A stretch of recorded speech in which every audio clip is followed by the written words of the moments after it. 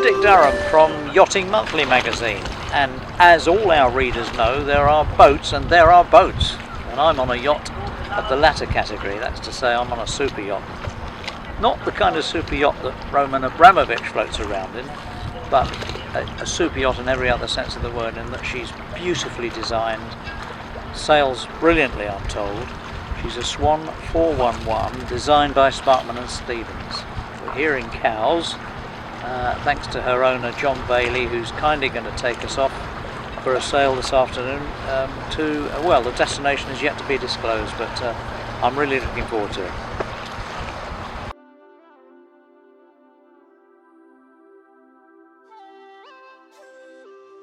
What I really like about my boat is it's the design. It's an S&S, fantastic design, built by probably some of the best boat builders in the world, Nautilus Swans. It's a plastic boat, but it's got masses of wood in it. Its sailing performance is absolutely outstanding. You never have any fear about going out in any conditions, although I don't go out in bad conditions. But you always feel absolutely safe and sound in this boat. Fantastic upwind performance. What more could you ask? My previous boat was a She 36, which was a Sparkman and Stevens designed boat. Absolutely amazing boat. Fantastic seakeeping qualities, fast, classic lines, but a bit short on room. So when the Nautilus Swan standards, I went ahead and bought this boat. Haven't looked back really since. It's a modern day classic, which I know is probably controversial to the wooden guys, but it's an amazing part of maritime history. I mean, these are absolutely outstanding boats in terms of build quality, in terms of its ability to cope with virtually any conditions that are thrown at it. It's one of those boats where the people will give up before the boat will give up. It's a boat you can have a love affair relationship with, which on some of the more modern boats you'd struggle to do.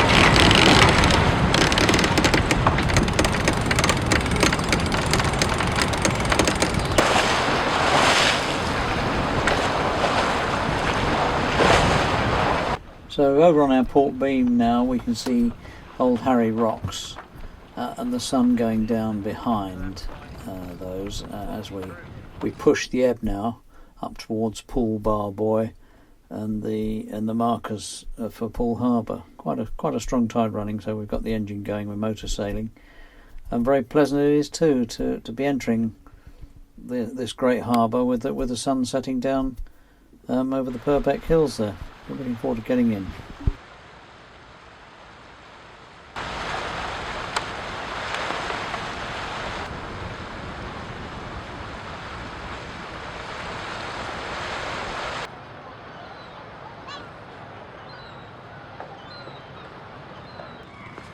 So now we're turning in towards the marina alongside Poole Town Quay. Of course you can go alongside the quay itself, which is what people always did, just raft up there.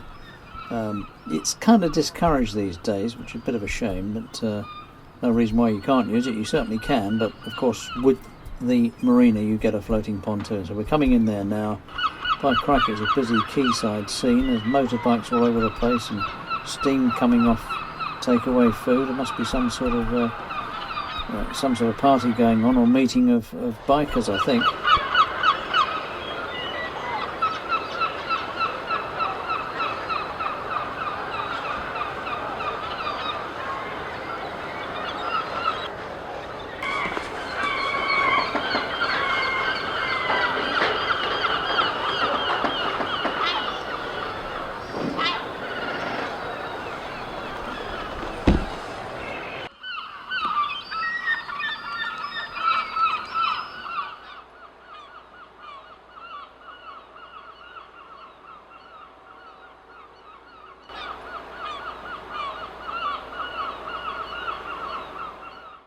So here we are in Poole Harbour, in the Poole Marina, or part of the old town quay. We had a cracking sail. We only had 10 knots apparent from the north, so we had a beam reach of 6 knots we were doing very easily in that very light wind.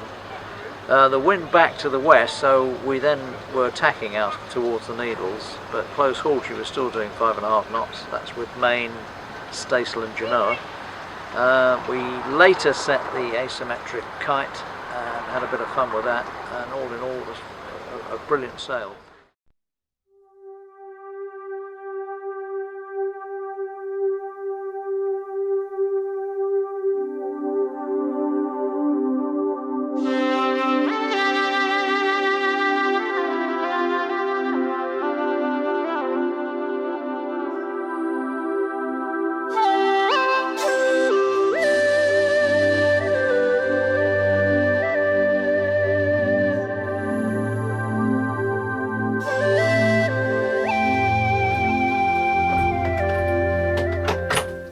Yeah, that's impressive, John. I like the forward compartment because it's completely self-contained. You can shut yourself off in there, and as you've said, you've had crew come and they can just use that to their heart's content, and you can luxuriate in glory here.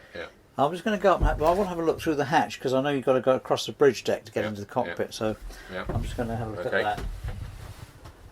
The hatch on these boats is an unusual feature as much as that it's disembodied from the cockpit. So if there's a breaking sea, if the boat is pooped, the water doesn't break down through the companionway and into the cabin. The downside of that is when there's a crew change, he has to come out completely and up onto the deck. There's a fitting there for his harness. But he has to cross the bridge deck, so it's quite up high, quite exposed, and then down into the cockpit. So John has had a new bow roller fitted, which holds this Rockner anchor, 25 kilogram anchor. That isn't the reason he had it fitted. He had it fitted because it's also part of this bowsprit fitting, which takes the asymmetric kite we flew yesterday. A lot of swans are cutter rigged, and so is this one, but she wasn't originally. She was a masthead sloop. John has fixed his baby stay up permanently, so she's now rigged as a cutter. And these are what are known as check stays. When it's blowing hard, unclips them, brings them back aft, and they act as an extra stay on the rig. So we've just passed the Needles, left them behind us to starboard now, coming through the bridge this time. We came out through the North Channel, coming up the Solent and heading back to Cowes. It's been a wonderful 2 days on a classic yacht, very much the Bentley of the seas, these Swans. Beautiful boats, enviable shape, brilliant design, great performance.